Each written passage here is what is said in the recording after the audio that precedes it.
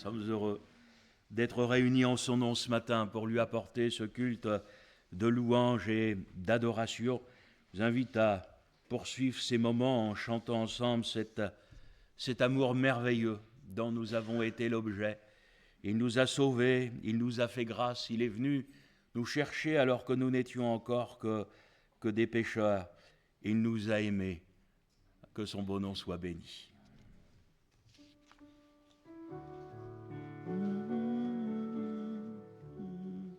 L'amour de Dieu de loin surpasse ce qu'on peut dire.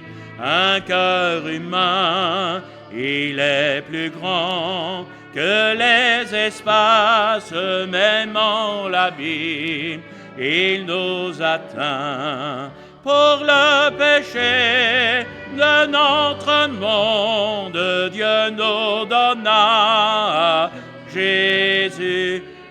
Il nous pardonne aux paix profondes et sauve les perdus. L'amour de Dieu, c'est force et tendre, est un amour sans fin. Tel est le chant que font entendre les anges et les saints. Verser de l'encre dans les ondes, de changer la terre en parchemin. Tendez la plume à tout le monde et que chacun soit écrivain. Vaut des retours, l'amour du Père ferait tarir les eaux et remplirait la place entière sur ces divins roues. L'amour de Dieu, c'est force et tendre, est un amour sans fin. Tel est le chant que font entendre les anges et les saints. Et que le monde un jour chancelle avec ses trônes et ses rois, quand trembleront tous les rebelles, soudain saisis d'un grand effroi. De Dieu l'amour, que rien ne lasse, pour nous encore vivra. C'est le miracle de la grâce. Amen, alléluia. L'amour de Dieu, c'est force et tendre, est un amour sans fin.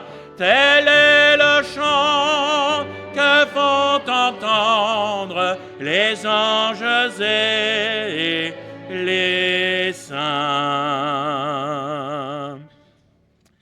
Et avec les anges ce matin, nous voulons chanter l'amour de Dieu. Et j'aimerais aussi chanter avec vous sa fidélité. Parce que c'est vrai que le chemin n'est pas toujours facile. Le Seigneur, d'ailleurs, ne nous a pas promis un chemin facile. Ce qu'il a promis, c'est qu'il serait avec nous tous les jours jusqu'à la fin du monde. C'est ce que je vous invite à chanter avec le cantique suivant. Dieu n'a pas promis un ciel sans nuages. Dieu n'a pas promis un ciel sans nuages, des fleurs écloses sur tous nos chemins. Dieu n'a pas promis bonheur sans partage, joie sans tristesse, vie sans chagrin. Mais Dieu a promis sa grâce chaque jour, son repos pour le cœur, travail est chargé. Dans la tentation tentation, force et secours. Dans chaque épreuve, sa fidélité. Dieu n'a pas promis que la tempête, flots, ouragans ne nous toucherait pas. Dieu n'a pas promis une route nette sans un obstacle devant nos pas. Mais Dieu a promis sa grâce toujours, son repos pour le cœur, travail et chargé. Dans la tentation, force et secours, dans chaque épreuve, sa fidélité.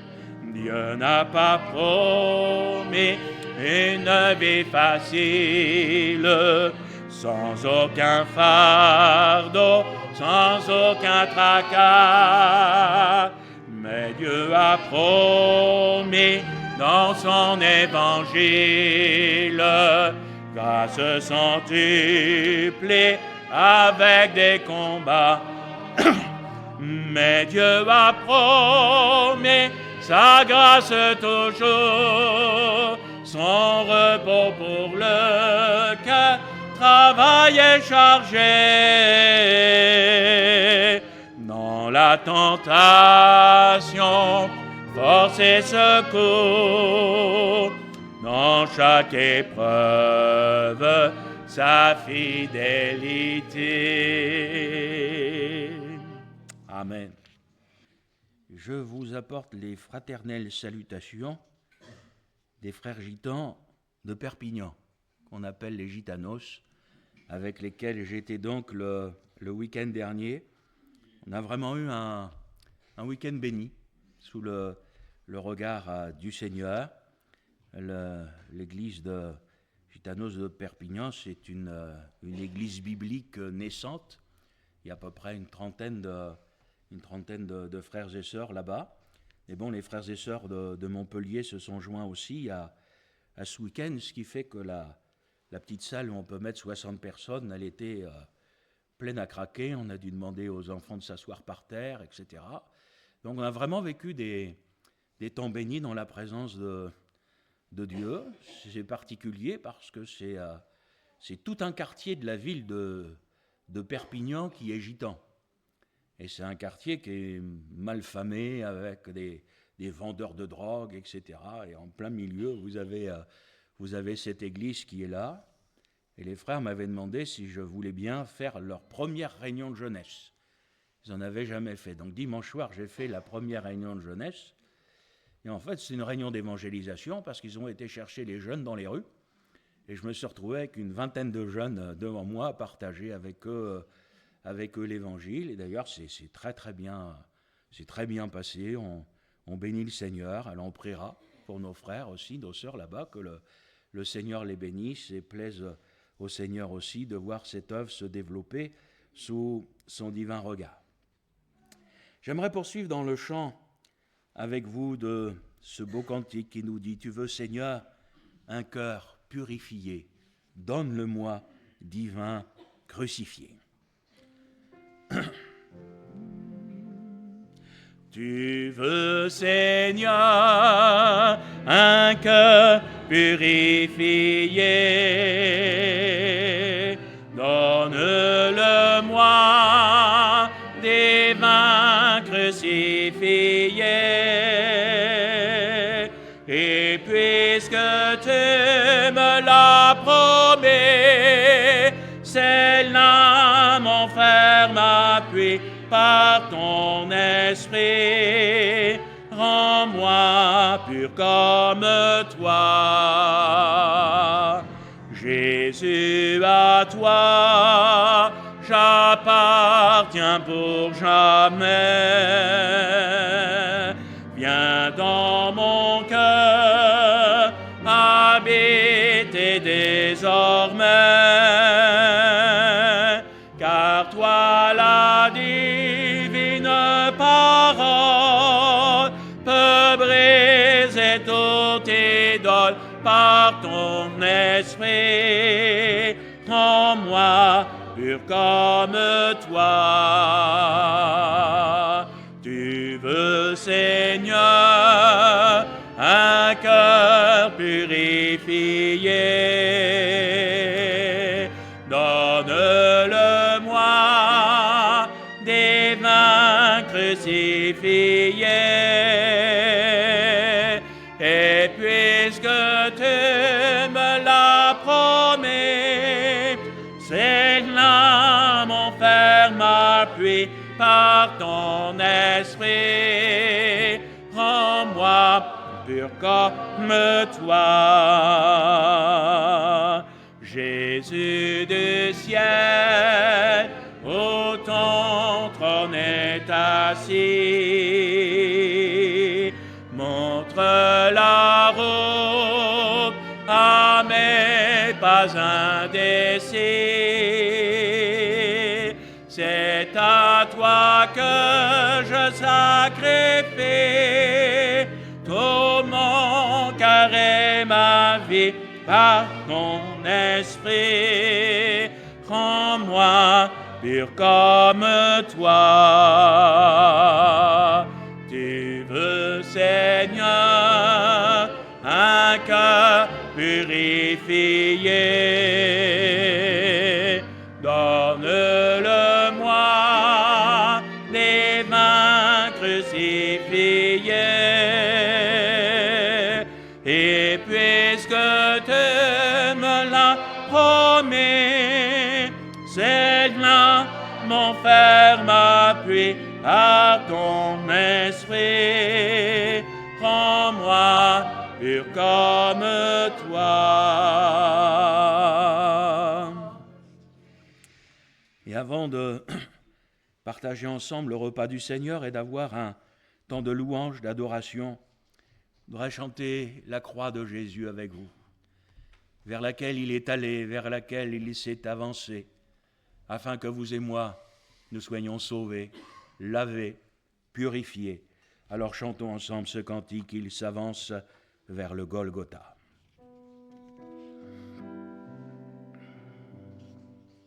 Il s'avance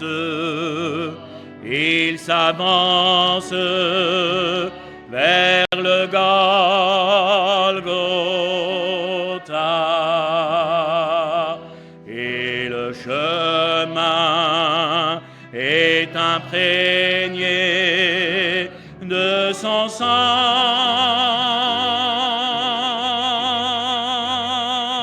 sans murmure et sans plainte, meurtre et sanglant, il va, sans murmure et sans plainte, meurtre et sanglant, seul il va. Il s'avance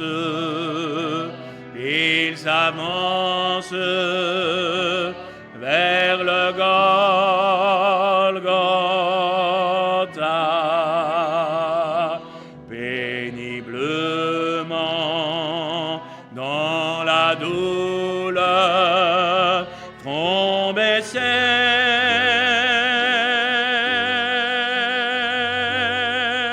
le bois rugueux sur l'épaule, cruellement est placé,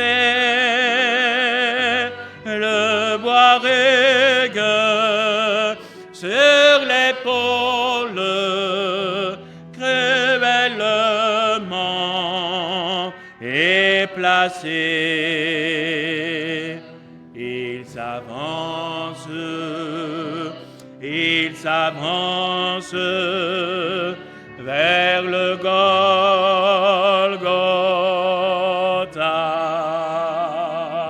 et la foule dans la haine se tient la la.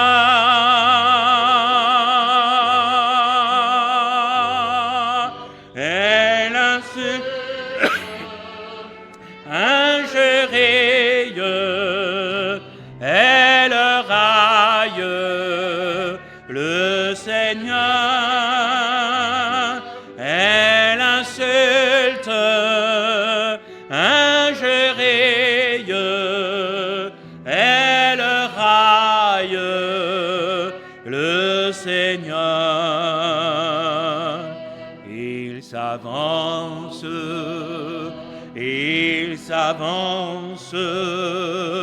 vers le Golgotha.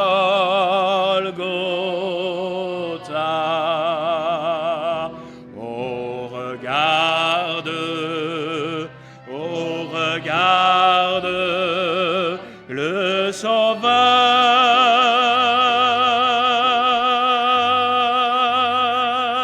Ton châtiment, tes ténèbres, tout ton péché sont sur lui. Ton châtiment, tes ténèbres, tout ton péché sont sur lui. Il s'avance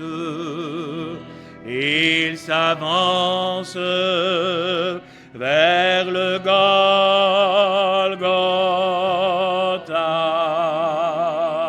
C'est mon Sauveur, mon Rédempteur, mon Seigneur.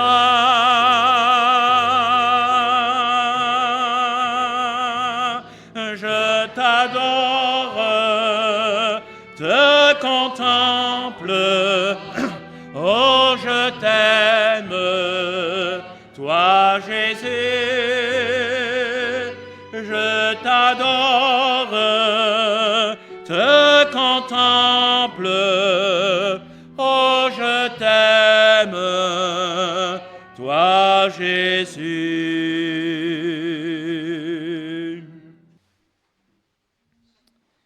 Je voudrais vous inviter ce matin dans Matthieu au chapitre 13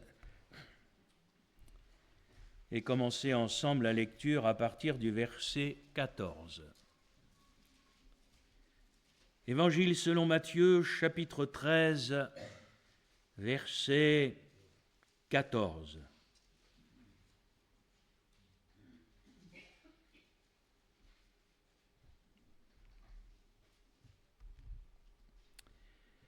Et pour eux s'accomplit cette prophétie d'Ésaïe. Vous entendrez de vos oreilles et vous ne comprendrez point. Vous regarderez de vos yeux et vous ne verrez point.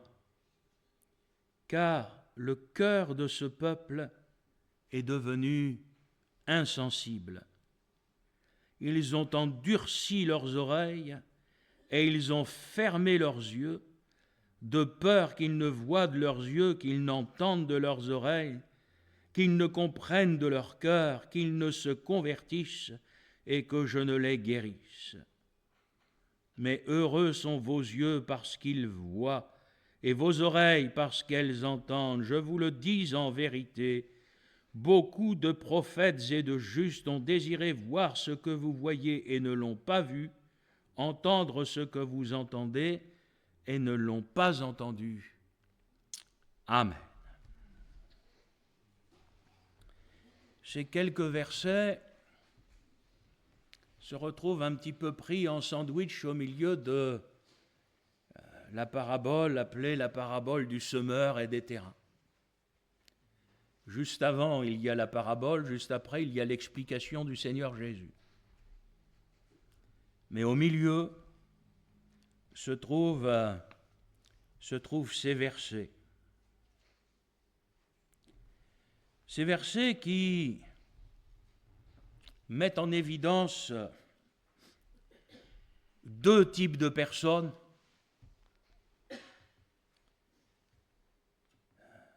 Les deux entendent,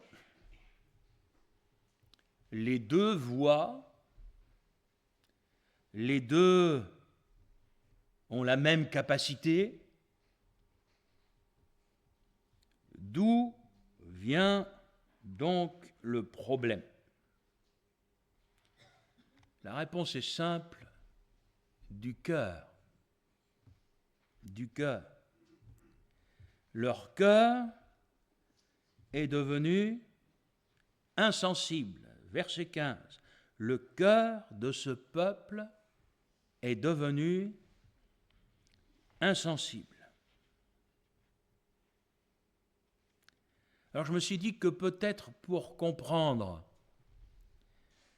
ce qu'est un cœur insensible, faudrait-il comprendre ce qu'est un cœur sensible. Je crois que, au-delà des mots que nous pouvons prononcer, et parfois nous pouvons dire de belles choses, mais la Bible nous dit bien que Dieu regarde à notre cœur. Nous pouvons parfois laisser apparaître certaines choses, avoir une apparence, mais la réalité spirituelle, elle est dans nos cœurs. Et avoir un cœur sensible, je crois que c'est avoir un cœur qui a soif de Dieu. Préparant cette méditation, j'ai repensé aux paroles de ce vieux cantique. Parle, j'ai soif de t'entendre. Parle, je n'ai qu'un seul désir, que ta voix puissante et tendre à mon cœur se fasse ouïr, se fasse entendre. Donc, avoir soif de Dieu, avoir soif d'entendre la parole de Dieu, cela vient bien de notre cœur. Or, le Seigneur Jésus a posé un verdict sur le cœur humain. Et il dira que c'est de ce cœur que viennent les mauvaises choses. J'ai aussi deux références bibliques, Matthieu 15, 19 et Marc 7, verset 21. Et là, Jésus nous fait une liste qui n'est pas bien glorieuse, de toutes ces choses qui sont capables de sortir du cœur de l'homme, une sorte de mauvaises pensées, des querelles, des jalousies, des disputes, des envies, enfin. Tout le contraire du fruit de l'esprit. Le prophète Jérémie parlera de la part de Dieu, et il parlera à un moment aussi du cœur de l'homme. Et il dira, le cœur est tortueux par-dessus tout, et il est méchant. Qui peut le connaître? Donc nous avons là, frères et sœurs, la nature du cœur de l'homme. Mais, me semble-t-il, que lorsque nous nous sommes convertis au Seigneur, le Seigneur nous a donné un cœur nouveau. Donc, il y a un cœur ancien, tortueux, tordu, avec à l'intérieur toutes sortes de mauvaises choses. Le Seigneur l'a pris, il l'a enlevé. Vous pardonnerez mon expression, mais j'ai envie de la dire, il l'a viré. Parce qu'il ne veut pas de ça. Et il nous a donné un cœur nouveau. Un esprit nouveau. Un cœur selon son cœur. un cœur qui ne ressemble pas à l'ancien cœur. Vous dites-moi amen déjà, vous avez vu? C'est un cœur qui n'est plus tortueux, c'est un cœur nouveau, il est droit. C'est un cœur duquel ne devrait plus sortir de mauvaises choses, dans lequel ne devrait plus y avoir des disputes, des querelles, des jalousies, enfin toutes sortes. Toutes ces choses-là, normalement, elles devraient avoir disparu puisque nous avons reçu de lui un cœur nouveau. Amen.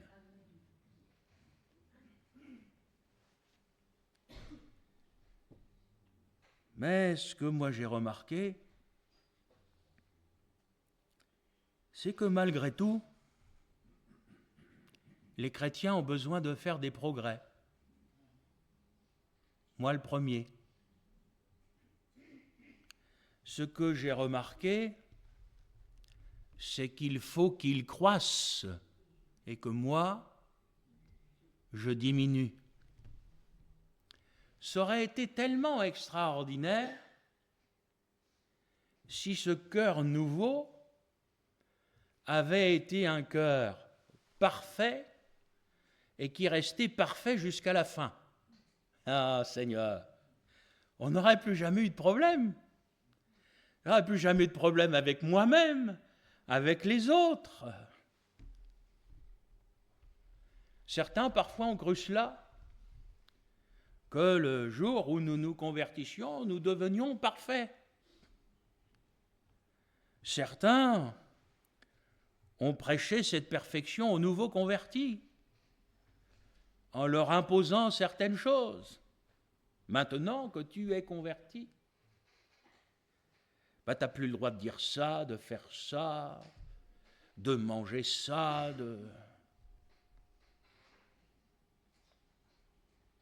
Puis moi, j'ouvre ma Bible, qui me parle de la sanctification, la vraie, et qui me dit qu'elle ne consiste pas dans des préceptes comme « ne goûte pas », « ne touche pas », « ne fais pas ». En un mot, ce ne sont pas des choses que nous nous imposons par des règles pénibles et difficiles à mettre en pratique. Mais quand la Bible nous dit que Dieu nous donne un cœur nouveau, ça veut dire que Christ est venu habiter dans nos cœurs par le Saint-Esprit. Il a fait de nos cœurs, de nos corps aussi d'ailleurs, l'expression c'est les corps, il a fait de nos corps son temple, une habitation de Dieu en esprit. Et jour après jour, le Seigneur nous travaille. Il faut qu'il croisse, il faut qu'il grandisse, il faut qu'il prenne de plus en plus de place, jusqu'à prendre toute la place. Nous sommes tous d'accord avec ça. Dans la parole de Dieu, il y a des leçons qu'il ne faut pas oublier. Et une de ces leçons, c'est que ce cœur, parce qu'il y a la parabole du semeur qui nous l'explique, ce cœur, il peut être piétiné jusqu'à devenir dur, insensible. Je pense que comme moi, vous vous êtes déjà promené dans notre belle campagne normande, et à certains endroits, vous avez pu repérer le passage de petits animaux. Parfois, il y en a des plus grands, mais vous voyez, il y a comme un espèce de petit tunnel là dans la haie, même dans une haie de ronces, etc. Et on voit bien qu'il y a un animal qui passe par là. Souvent, ce sont de petits animaux, ça va être un lapin, ça va être un renard. J'ai envie de vous dire, un lapin ou un renard, ça ne fait pas 120 kilos. Vous êtes d'accord avec moi?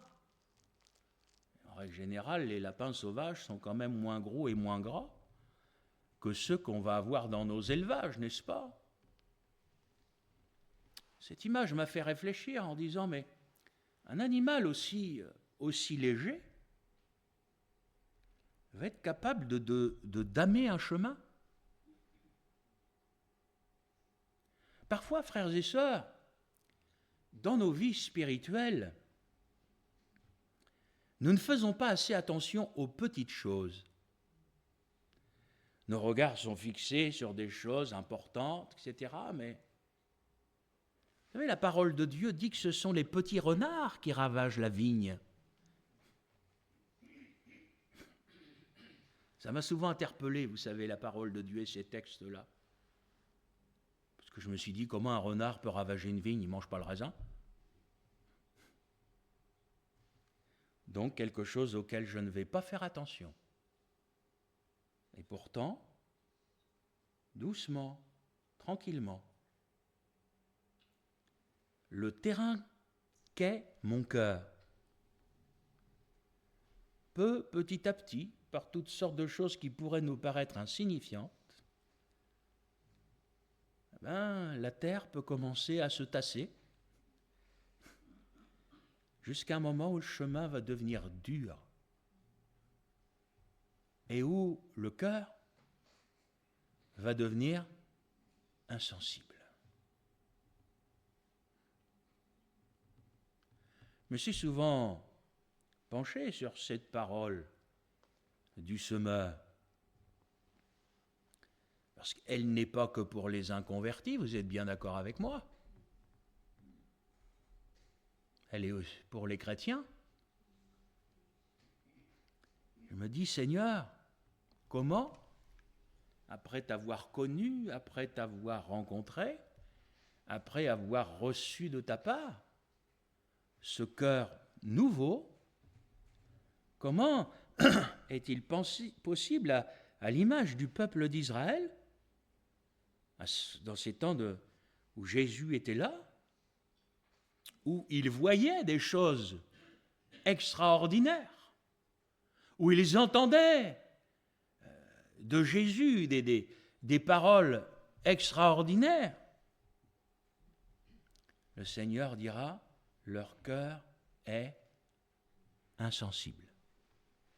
Leur cœur est devenu insensible.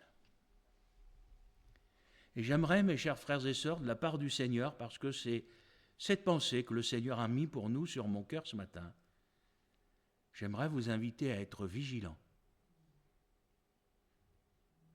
Et à ce que nous soyons vigilants avec notre cœur,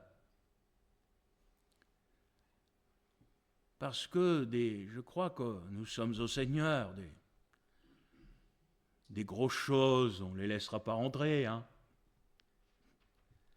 Mais je crois aussi que le malin porte bien son nom. Et il est capable de venir avec des petites choses, avec des choses qui nous paraissent insignifiantes, que nous allons qualifier d'insignifiantes, mais qui finissent avec le temps par envahir notre cœur.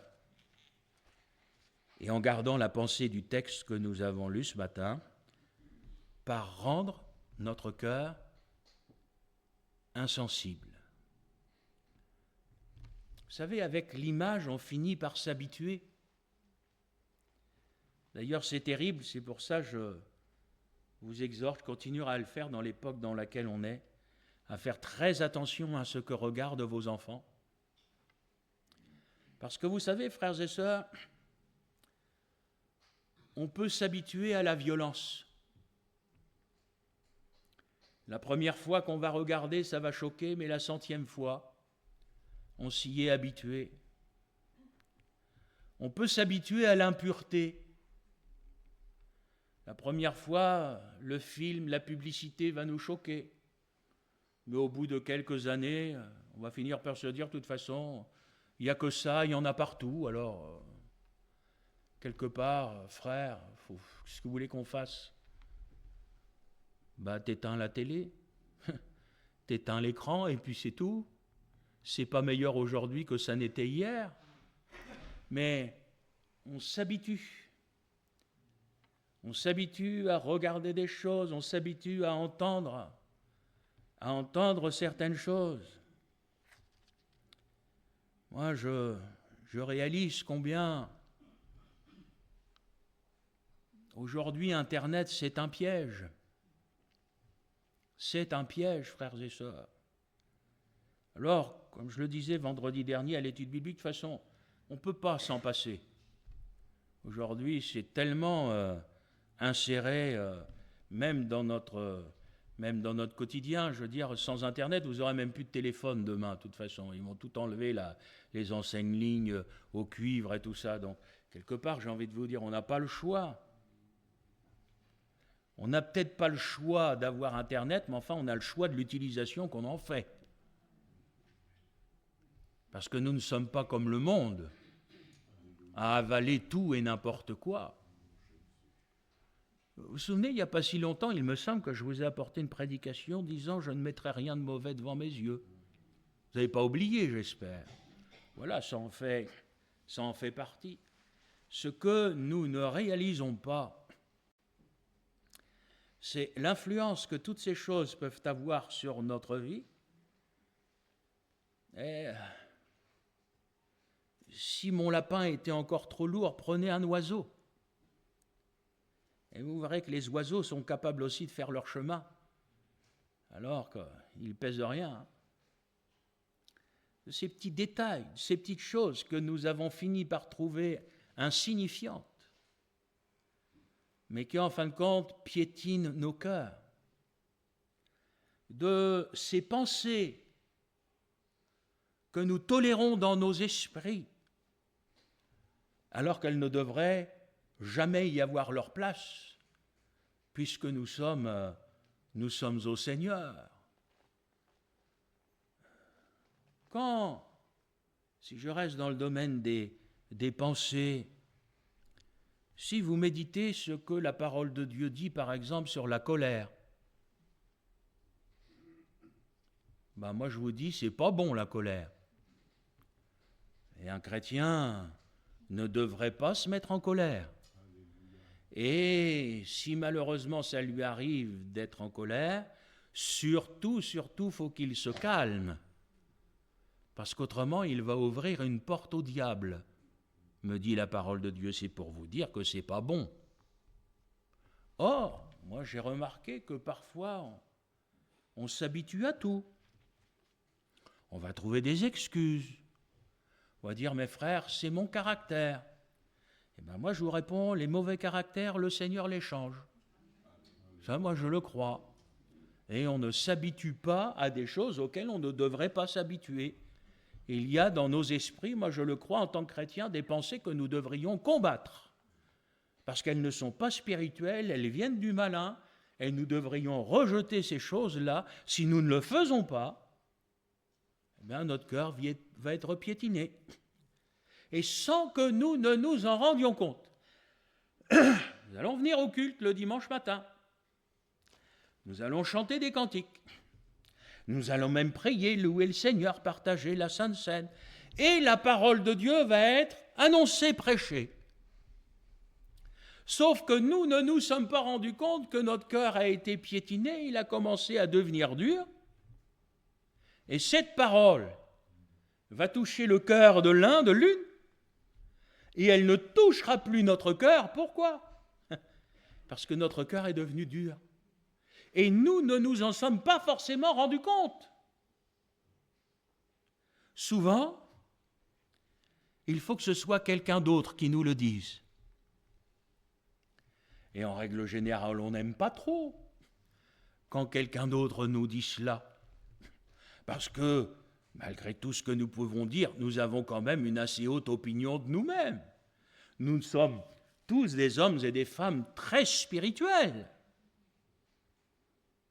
Mais la Bible me dit, Dieu regarde au cœur. Et il me dit d'y faire attention.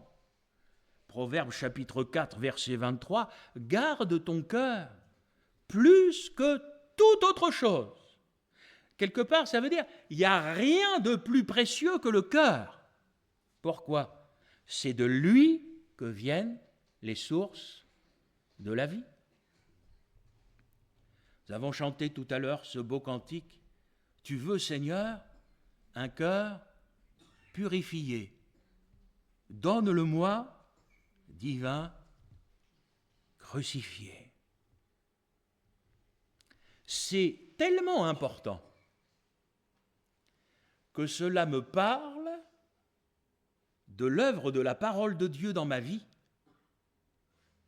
de ce qu'elle pourra faire ou pas. Nous vivons dans une époque où les hommes courent après des prédicateurs. On faisait des grandes affiches, prophète un tel, apôtre machin, etc. Des soirées de réveil, de tout ce que vous voulez. Mais frères et sœurs, nous avons là dans ce texte en face de nous Jésus. Moi je vous dis, il n'y a pas plus grand que Jésus. Il n'y a pas meilleur prédicateur que Jésus. Vous êtes d'accord avec moi? C'est ce même Jésus qui prêchait à ces gens et qui disait leur cœur est devenu insensible. Donc même quand Jésus prêche, même quand c'est lui qui parle, cette parole va faire ou pas une œuvre en fonction de l'état du cœur. Parfois, les chrétiens prient pour un réveil. Et j'ai envie de vous dire, vous pourriez vivre des temps de réveil avec des paroles, avec des miracles, même sous vos yeux, tout ce que vous voulez. Si le cœur reste insensible, tout ça, ça glissera comme de l'eau sur les plumes d'un canard. Ça n'accomplira aucune œuvre dans le cœur. Tout vient de mon cœur. Et moi, quand j'écoute la parole de Dieu, parce que j'ai soif de Dieu, j'ai soif, comme le disaient les paroles du cantique que je citais, Seigneur, j'ai soif de t'entendre.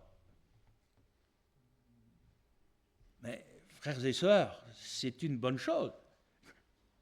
Après, j'ai envie de vous dire, tout dépend de votre cœur.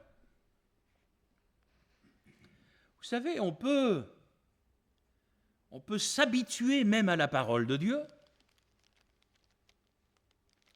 Et parfois, en entendant certaines choses, penser que ça concerne les autres. Le pasteur prêche certaines choses, c'est bien, les nouveaux convertis ont besoin d'entendre ça, mais moi, depuis le nombre d'années que je suis là, je n'ai plus besoin d'entendre ça.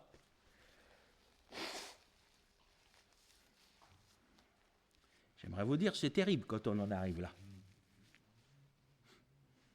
C'est terrible. Parce que là, vous avez les paroles de Jésus. Je peux citer la parabole des deux maisons. Deux personnes qui vont entendre la même parole. L'un va la mettre en pratique, l'autre pas. C'est exactement la même chose avec ce que le Seigneur Jésus nous dit là. Deux types de personnes, ceux qui vont avoir le cœur sensible. Et là, Jésus leur dira, mais heureux êtes-vous. Et puis ceux qui ont le cœur insensible, pollué parfois par toutes sortes de choses. C'est terrible, mais la Bible me dit, on peut avoir des oreilles et ne pas entendre. On peut avoir des yeux et ne pas voir. Tout en ayant au niveau physique des oreilles qui sont complètement absentes de surdité et des yeux absents de cécité. On pourrait avoir une excellente vue, une excellente audition, mais au niveau spirituel, ne plus voir ou ne plus entendre. Or, il va y avoir certaines choses qui vont être évidentes parfois pour certains chrétiens, et d'autres qui ne le seront pas, je devrais être juste, je dirais qu'ils ne le seront plus, pour certains autres. Et puis on peut aussi avoir un cœur sensible. On peut aussi être clairvoyant. Je repense au prophète Nathan qui vient parler à David. David qui jusqu'à ce moment est aveugle sur sa situation.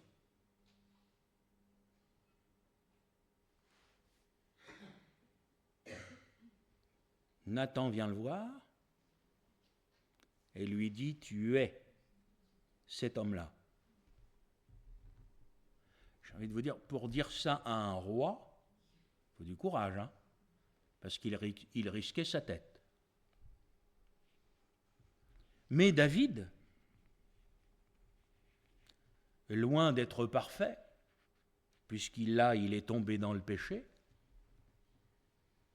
mais David a un cœur sensible. Il n'est pas pour rien l'homme selon le cœur de Dieu. Et David, quand le Seigneur le reprend, David est sensible à ça. Et là, nous allons entendre de la part de David un petit chœur que nous chantons de temps à autre. Ô Dieu, crée en moi un cœur pur. Renouvelle en moi un esprit bien disposé.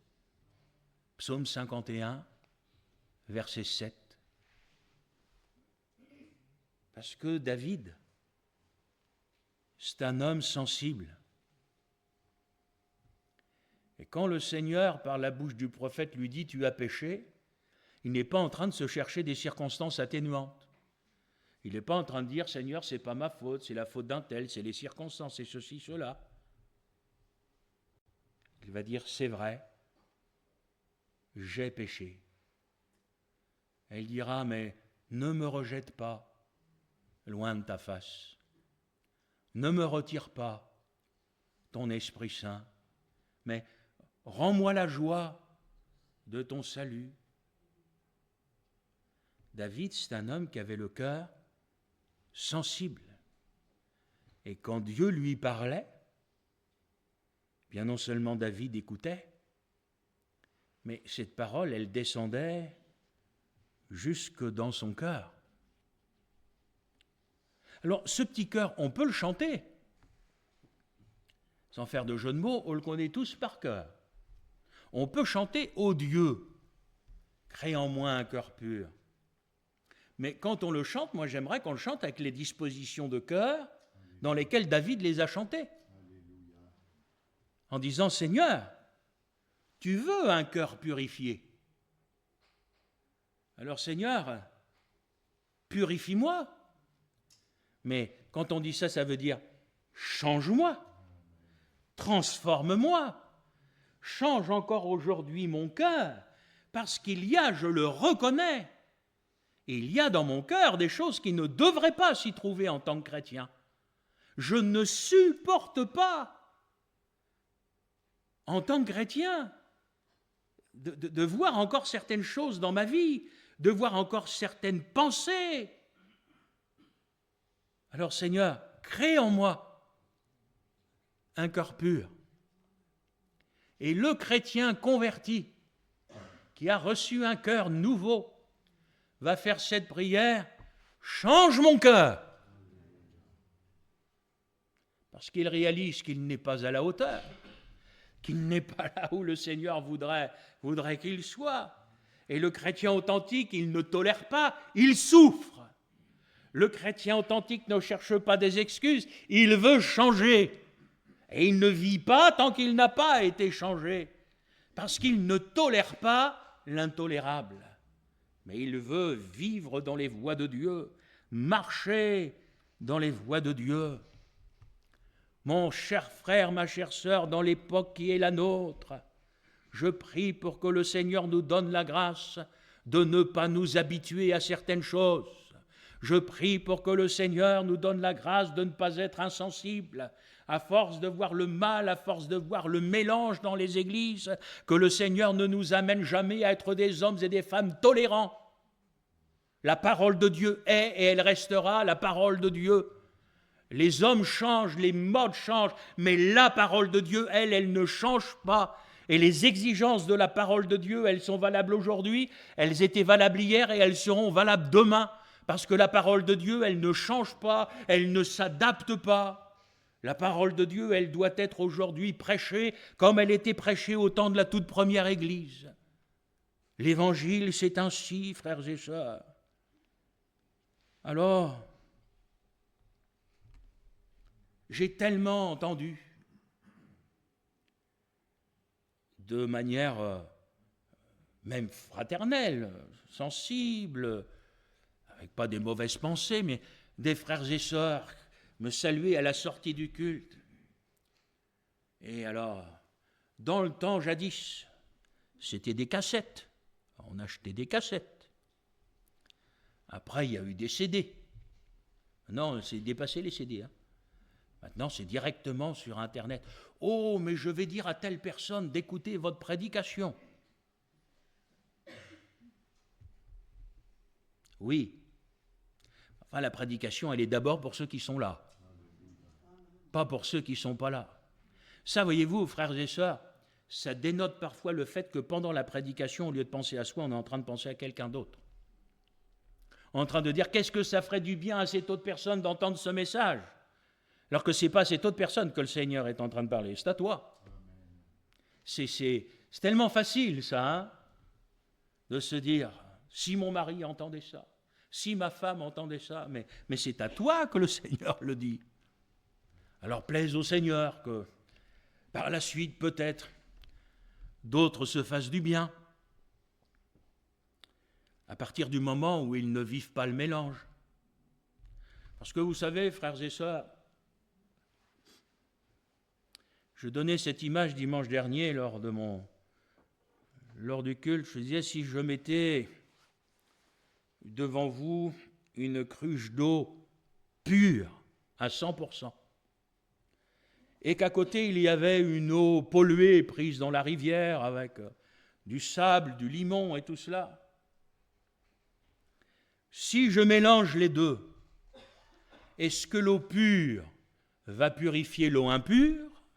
Ou est-ce que c'est l'eau impure qui va polluer l'eau pure? On est d'accord? Moi, je pense à tous ceux qui, justement, naviguent, cherchent des prédications à droite ou à gauche. Vous savez, si à un moment vous avez bu de l'eau pure et que juste après, vous arrivez sur des trucs tordus, parce que ça, il y en a sur Internet, quel effet ce que vous avez entendu avant va avoir sur votre cœur? Vous allez faire un savant mélange de toutes sortes de choses. Frères et sœurs, buvez l'eau pure de la parole. Ça, c'est biblique. Et ne faites pas de mélange. Parfois, nous avons même fini par oublier dans les églises que certains sont récemment convertis. Alors, les chrétiens sont contents quand on fait des baptêmes. Enfin, en tout cas, il y en a un, moi. Mais, frères et sœurs, ceux qui viennent au Seigneur, eh bien, ils ont besoin d'entendre certaines choses. Ils ont besoin de recevoir l'enseignement que l'on doit donner à des nouveaux convertis. Et, ce n'est pas péjoratif ce que je dis, le vieux converti se réjouit qu'il y ait dans l'Église des nouveaux convertis et que le pasteur enseigne les nouveaux convertis. Même si lui ou elle, ce que le pasteur va enseigner aux nouveaux convertis, il l'a déjà entendu depuis 40 ans. Mais je vous rappelle quand même que vous mangez du pain tous les jours et qu'il est toujours fabriqué de la même manière. N'est-ce pas? Avec de la farine, avec de l'eau et de la levure. Oh, les fours ont évolué. Maintenant, je ne sais pas ce que vous en pensez, mais moi, ça m'est arrivé quelquefois de manger du pain cuit dans un vieux four à bois. Oh, mes amis, là, vous retrouvez des goûts qu'on a perdus. L'industriel nous a fait passer à côté de toutes sortes de saveurs. Mais quand on retrouve l'ancien, alors,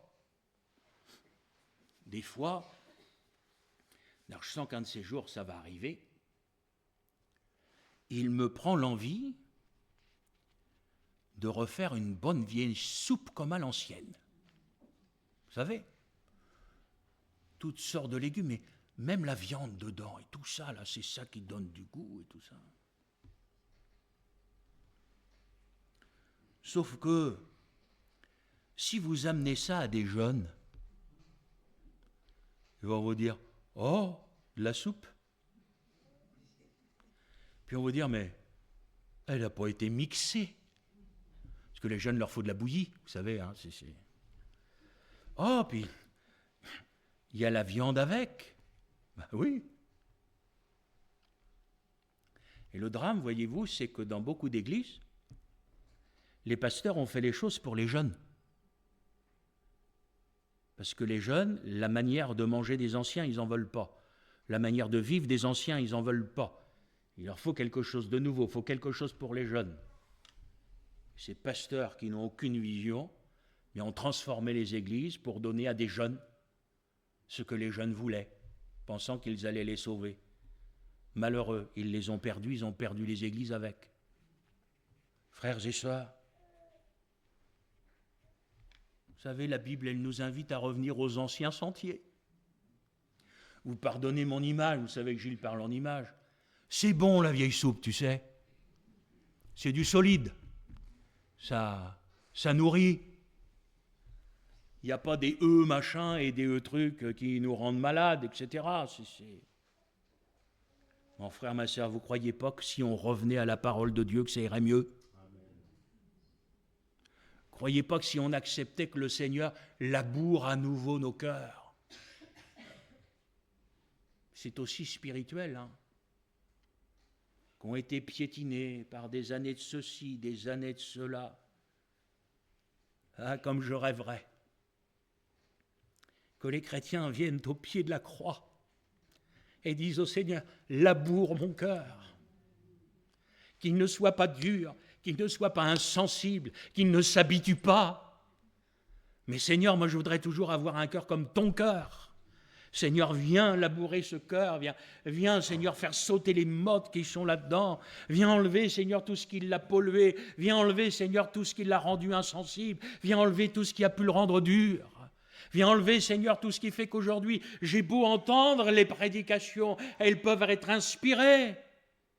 Et pourtant, elles ne font plus l'œuvre qu'elles devraient faire dans mon cœur parce qu'il est devenu dur, parce qu'il est devenu insensible. La parole dit, supportez-vous les uns les autres. Et si l'un a sujet de se plaindre de l'autre, pardonnez-vous réciproquement. De même que Christ vous a pardonné, pardonnez-vous aussi. Colossiens, chapitre 3, verset 13. Supportez-vous. Là, ce n'est pas question de se soutenir, hein, parce que dans le mot supporter, vous avez le fait de se soutenir dans les difficultés, etc. Là, il est bien sujet de supporter l'autre parce qu'on pourrait avoir sujet de se plaindre de lui. Mais tu as vu, mon frère, ma sœur, ce que le Seigneur dit, parce que c'est le Saint-Esprit qui a inspiré Colossiens 3,13. Il dit, pardonne. ne vis pas, mais ne laisse pas des quelconque pensée contre ton frère, contre ta sœur, mais pardonne. Pourquoi? Si tu laisses ces choses-là, ton cœur va devenir dur, va devenir insensible. Le pardon dans la vie du chrétien ne doit pas être un discours, ça doit être quelque chose que nous vivons. C'est tellement beau le pardon. Vous savez, frères et sœurs, il m'est même arrivé de demander pardon pour des choses que je n'avais pas faites, afin qu'il y ait la paix entre des frères. Vous entendez ce que je vous dis? Alors il a fallu accepter de s'humilier. Mais qu'est-ce que c'est que de s'humilier? Si pour qu'après règne la paix, si pour qu'après règne le pardon, vous ne croyez pas que Jésus s'est abaissé pour que nous soyons pardonnés? Mon frère, ma soeur, le pardon, ça ne peut pas être un discours. Ça doit être dans le cœur. Et moi, je crois, j'en suis pleinement convaincu que l'absence de pardon, ça rend les cœurs durs. Alors, on peut venir à l'église, on peut chanter, on peut entendre tout ça, mais si le cœur est dur, si une situation n'est pas réglée, mon frère, ma soeur, de grâce, règle tes problèmes sur la terre avant que Jésus ne revienne et que tu n'aies besoin de les régler là-haut devant lui. Parce que vous savez que tout ce qui n'aura pas été réglé ici-bas, on devra le régler là-haut. Mon frère, ma soeur, qu'il y ait dans ton cœur les sentiments qui étaient en Jésus. Ces sentiments qui vont rendre notre cœur malléable, sensible, qui vont permettre à la parole de Dieu de pénétrer nos cœurs pour qu'elle y fasse son œuvre. Mais de grâce, ne laisse rien qui pourrait endurcir ton cœur. Vous savez, demander pardon ne signifie pas pardonner. Vous entendez ce que j'ai dit? Quand on a demandé pardon, on pardonne et on oublie. Celui ou celle qui m'a fait du mal, si je dis que je pardonne, je ne me souviens plus qu'elle m'a fait du mal. Là, vous avez du mal à dire amen, hein? Mais c'est ça le vrai pardon. Vous savez, le pardon, mais j'oublie pas. Le pardon, mais lui ou elle m'a pas demandé pardon, c'est pas du pardon. Moi, je pardonne. Même si la personne en face m'a pas demandé pardon. Moi, je vous le dis, je pourrais plus prêcher. Je pourrais plus vivre. S'il fallait que je garde dans mon cœur des sentiments de ma propre justice, j'attends qu'elle vienne me voir, j'attends qu'il vienne me voir pour me demander pardon. T'attends ça pour pardonner, toi? Moi, j'aimerais te dire, alors que tu étais encore dans tes péchés, Christ avait déjà tout accompli sur la croix. Oui ou non? Sur la croix, c'est lui à ses bourreaux. Mais je ne sais pas si on mesure les souffrances de Christ sur la croix. Il va dire concernant ses bourreaux, mais pardonne-leur, ils ne savent pas ce qu'ils font. C'est ça le pardon. Alors, mes chers frères et sœurs, le cœur, un cœur qui pardonne, c'est un cœur sensible. Quelle grâce.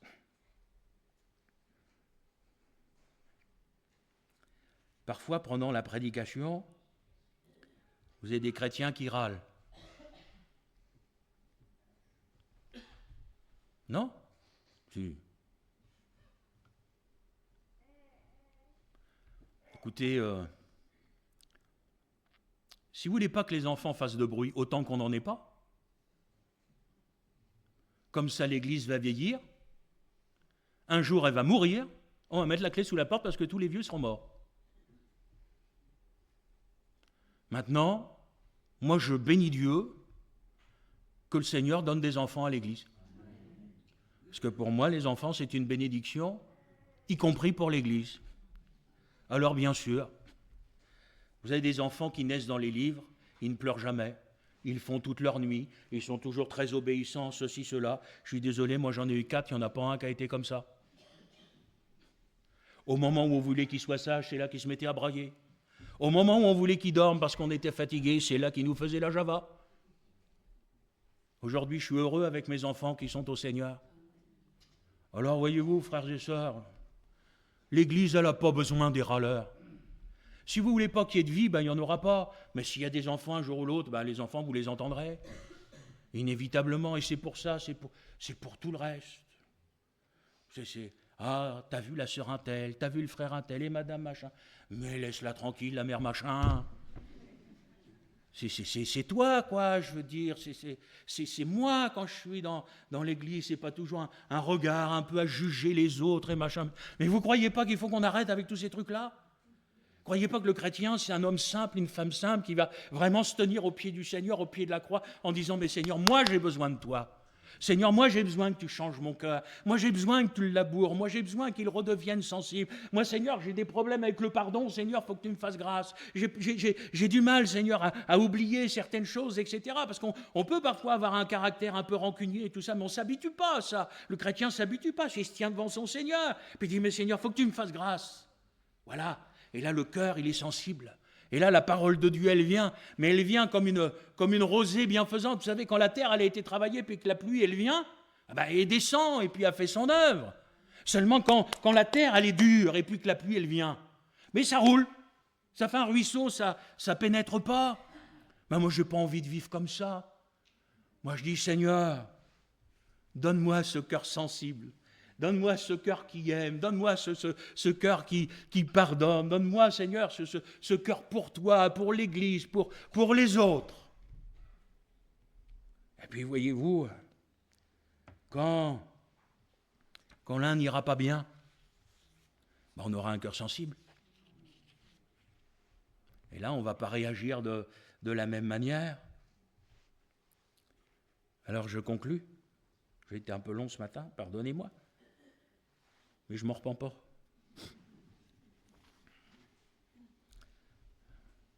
Je vous lis la parole de Dieu. Luc 21, 34.